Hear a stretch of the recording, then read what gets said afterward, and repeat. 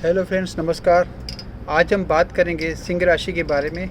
सिंह राशि जिनकी भी चंद्र राशि है, जिन जातकों की, उन सिंह राशि के चंद्र राशि के जातकों का ये अक्टूबर 2025 कैसा रहेगा, इसके बारे में हम चर्चा करेंगे। तो सबसे पहले हम ये जानेंगे कि सिंह राशि जो चंद्र राशि है, उस राशि के हिसाब से गोचर में ग्रहों की क्या स्थिति है, इसके बारे में सबसे पहले हम चर्चा करेंगे। तो दूसरे स्थान में प्रथम स्थान में जो है वो शुक्र के साथ केतु बना हुआ है। दूसरे स्थान में सूर्य है कन्या राशि का। तीसरे स्थान में है मंगल और बुध, और सप्तम स्थान में है राहु, और अष्टम भाव में शनि है। और आज गोचर में चंद्रमा भी वहाँ पे विराजमान है। 2.5 साल के लिए शनि एक राशि में रहता है और चंद्रमा 2.5 दिन के लिए एक राशि में रहता है। इतना फ़र्क है दोनों में, और दोनों एक साथ आज है अष्टम भाव में सिंह राशि के हिसाब से गोचर में। और फिर बृहस्पति की बात करें तो बृहस्पति आपके लाभ स्थान में, मतलब 11वें स्थान में है, जहाँ से लाभ देखा जाता है, लाभ स्थान देखा जाता है। तो ये है ग्रह की स्थिति जो कि अभी आज जो बनी हुई है गोचर में। तो इस गोचर ग्रह की स्थिति के हिसाब से चंद्र राशि सिंह राशि के जातकों का ये 2025 अक्टूबर का महीना कैसा रहेगा, इसके बारे में हम सबसे पहले चर्चा करेंगे। जैसा कि आप लोग जानते ही हैं, मैंने पहले भी कहा हुआ है कि बृहस्पति जो है वो 13 महीने एक राशि में रहते हैं, और वो बृहस्पति डिसाइड करते हैं कि वो उनकी जो 3 शुभ दृष्टि होती है, पंचम, सप्तम और नौवीं, ये 3 शुभ दृष्टि होती है, वहाँ पे ये जो है एक्टिवेट करते हैं। और जो जहाँ पे जिस स्थान पे दृष्टि पड़ती है, उस स्थान के रिलेटेड जो शुभ कार्य संपन्न होते हैं। उसी प्रकार से सूर्य जो है वो महीना बताता है। सूर्य क्योंकि एक राशि में करीबन 30 दिन तक रहते हैं, और ज़्यादातर 15 तारीख के आसपास वो राशि चेंज करते हैं। जैसे 15 जनवरी के दिन सूर्य जो है वो मकर राशि में आता है, उसी तरह अभी 15 अक्टूबर आएगी तो वो अपनी नीच राशि में आएंगे, मतलब तुला राशि में नीच का बनता है सूर्य। और सूर्य डिसाइड करता है कि आपको कौन से महीने में लाभ होगा, और उसी तरह से चंद्रमा डिसाइड करते हैं कौन से दिन आपको ये फल मिलेगा। क्योंकि चंद्रमा जो है सबसे तेज गति वाला ग्रह है, एक राशि में 2.5 दिन तक रहते हैं। तो सबसे पहले सूर्य जो है आपका वैसे दूसरे स्थान में विराजमान है। दूसरा स्थान होता है धन का स्थान, दूसरा स्थान का होता है परिवार का स्थान। तो परिवार या धन के मामले में कहा जाए तो आपका काम हो सकता है, कोई भी रुका हुआ काम जो आपको धन मिलना हो, लेकिन मिलने में काफ़ी देरी होती है। तो 15 अक्टूबर तक, जब तक ये सूर्य कन्या राशि में विराजमान है, तब तक आपका ये काम बनेगा। परिवार में खुशहाली रहेगी, परिवार का जो शुभ कार्य जो है संपन्न होगा, धन में वृद्धि होगी। तो ये प्रकार के जो, या फिर आप दूसरा स्थान वो घर का स्थान, जैसे चौथा स्थान मकान का स्थान है, दूसरा स्थान घर का भी स्थान है। तो घर में आप अगर रिनोवेशन कराना चाहते हैं या कुछ फेरफार जो भी कुछ चेंज कराना चाहते हैं या फिर रिनोवेशन कराना चाहते हैं, तो वो कार्य संपन्न हो सकता है सूर्य दूसरे स्थान में होने की वजह से। और अपनी सप्तम दृष्टि से आपके अष्टम भाव को देखता है। अष्टम भाव जो है वो है गुप्त धन का स्थान है, और ससुराल का भी स्थान जो है अष्टम भाव कहा जाता है। तो उस स्थान को भी वो सूर्य एक्टिवेट करता है। तो ये है सूर्य की स्थिति, मैंने सबसे पहले बताई, जो कि आपका महीना जो है वो इंडिकेट करता है इस महीने में आपको कौन सा जो है स्थान पे सूर्य प्रभावित करता है, वो मैंने आपको बताया।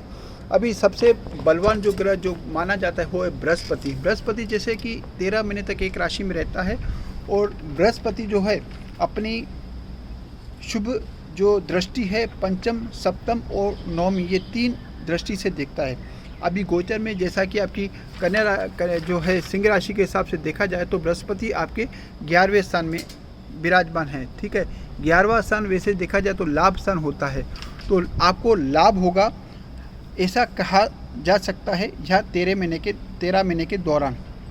अपनी पंचम शुभ दृष्टि से यही बृहस्पति जो है वो अपनी पंचम शुभ दृष्टि से आपके तीसरे भाव को देखता है।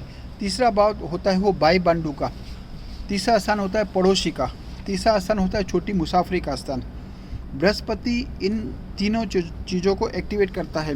हो सकता है अगर आप चाहते हो कि छोटी मुसाफरी करना चाहते हो तो ये योग संपन्न हो सकता है इसी दौरान, जब तक ये बृहस्पति आपके लाभ स्थान पे विराजमान रहेंगे तब तक।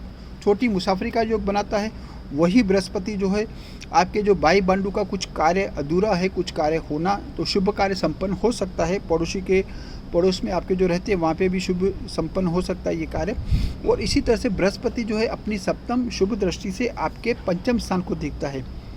पंचम स्थान जो है वो है संतान का स्थान। संतान से पहले विद्या का स्थान, स्टूडेंट्स के लिए विद्या का स्थान है। उसके बाद जो है पिछले जन्म के कर्म का भी स्थान माना जाता है। और पंचम स्थान है वो संतान का स्थान, जैसा कि मैंने आपको बताया उसी का स्थान है।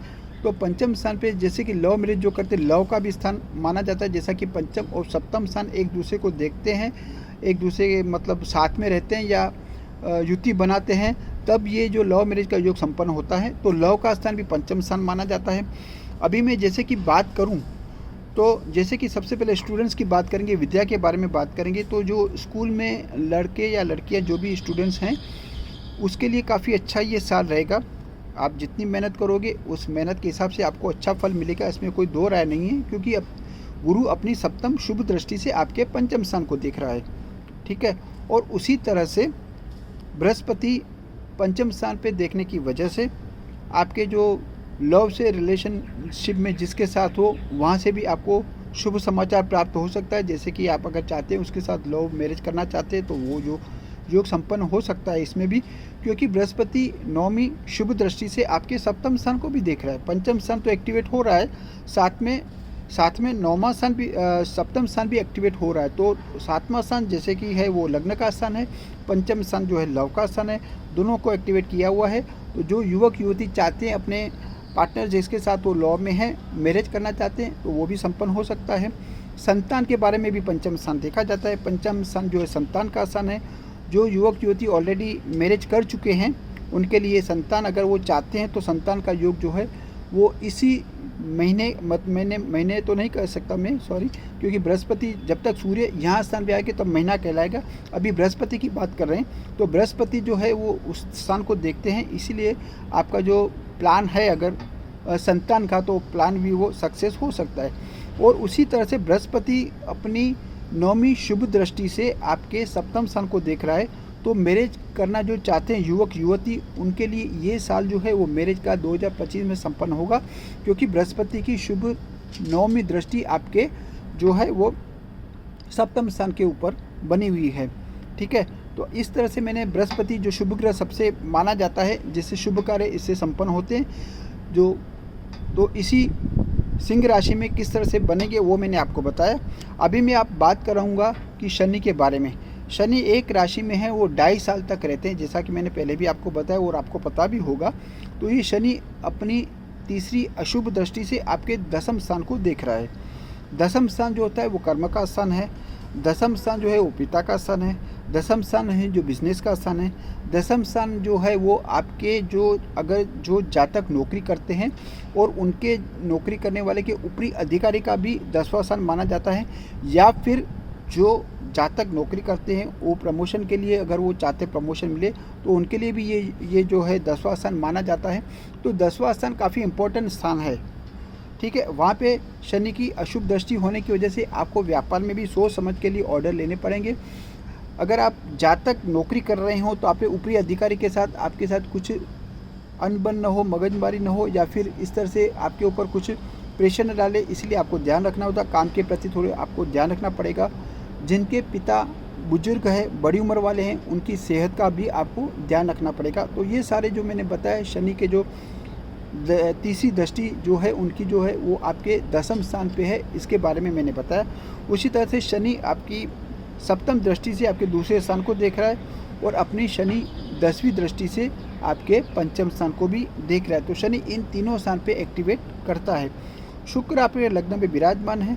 शुक्र जो है आपका वो तीसरे स्थान का भी मालिक है और आपके दसम स्थान का भी मालिक है, और वो अपनी सप्तम शुभ दृष्टि से आपको सप्तम स्थान को देख रहा है। तो पार्टनरशिप के लिए देखें या आपके लाइफ पार्टनर के लिए देखें, काफ़ी अच्छा समय है। लेकिन एक बात मैं आपको बताऊंगा, क्योंकि राहु आपके सप्तम स्थान में विराजमान है, तो जो युवक या युवती ऑलरेडी मैरिड है उनके बीच में कोई, आपको मैं डरा नहीं रहा हूँ, लेकिन आपको एक बात बता रहा हूँ कि आपको कॉम्प्रोमाइज़ बेस पे चलना होगा। क्योंकि हस्बैंड वाइफ है तो अगर किसी के बारे में किसी भी वजह से कोई भी ओपिनियन नहीं बन रहे हैं या फिर किसी की तरह से प्रॉब्लम न हो, इसीलिए आपको थोड़ा कॉम्प्रोमाइज़ बेस पे चलना पड़ेगा जब तक राहु आपके सप्तम स्थान में विराजमान है। अदरवाइज़ ये जो है गुरु की शुभ दृष्टि होने की वजह से इसका कोई भी नेगेटिव इफेक्ट आपके ऊपर पड़ेगा नहीं, क्योंकि गुरु जो है आपके जो लव मैरिज है उसको आपको बचाएगा निश्चित रूप से, क्योंकि गुरु की शुभ दृष्टि हमेशा रहती है और उनकी शुभ दृष्टि जो है वो सप्तम स्थान पे पड़ने की वजह से आपके लिए कोई प्रॉब्लम नहीं आएगी। लेकिन आपको फिर भी ध्यान रखते हुए